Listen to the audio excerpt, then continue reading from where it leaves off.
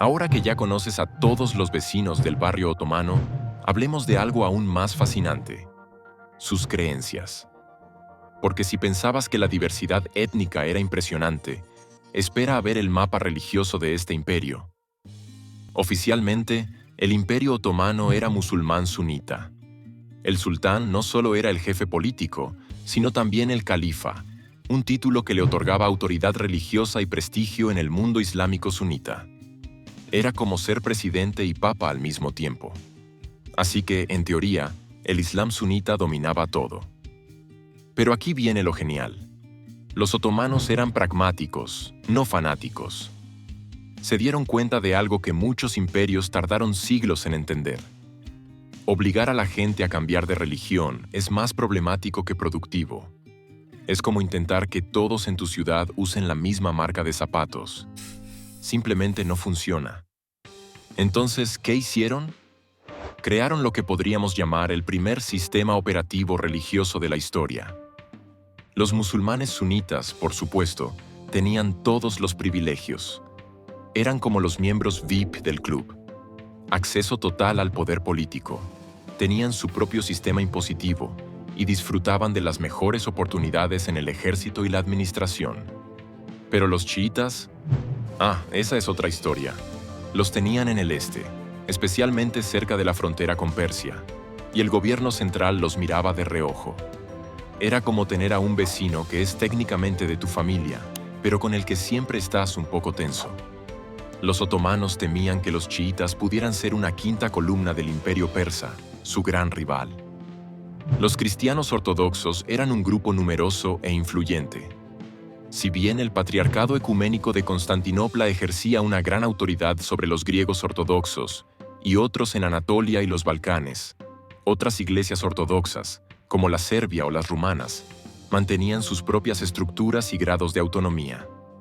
Imagínate, el mismo patriarca que había sido jefe de los bizantinos, ahora trabajaba bajo el sultán otomano. Era como si el papa hubiera empezado a reportar al emperador chino. Los armenios tenían su propia estructura, separada de los ortodoxos. Su patriarcado en Estambul era como una embajada religiosa con poderes reales. Podían resolver disputas, cobrar impuestos y mantener sus propias tradiciones. Era autonomía con mayúsculas. Aunque menos numerosos que los ortodoxos, los católicos y protestantes también tenían presencia.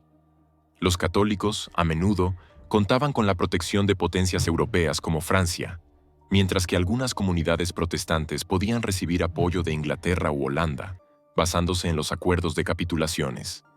Era como tener a tu hermano mayor cuidándote en el patio del colegio.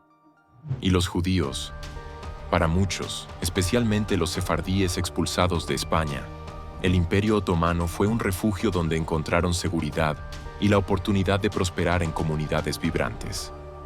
Salónica, por ejemplo, llegó a tener una importante población judía. Los judíos romaniotas, que ya estaban ahí desde tiempos bizantinos, también mantuvieron sus comunidades. Pero aquí está lo realmente revolucionario.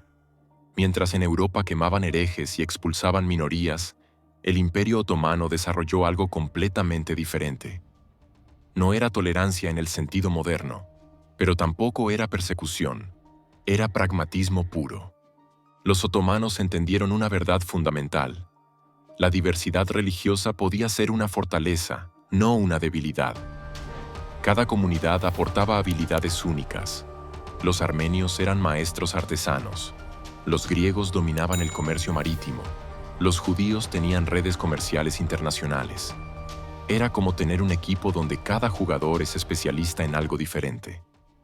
Pero ¿cómo organizaron exactamente este circo religioso de 3 pistas?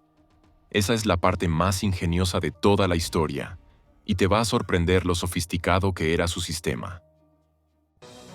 Te comparto en las pantallas finales nuestro próximo video sobre el sistema de gobernar de los otomanos. También otros videos relacionados que te pueden interesar, y por supuesto, nuestra lista de reproducción sobre el Imperio Otomano. Nos vemos en el próximo video.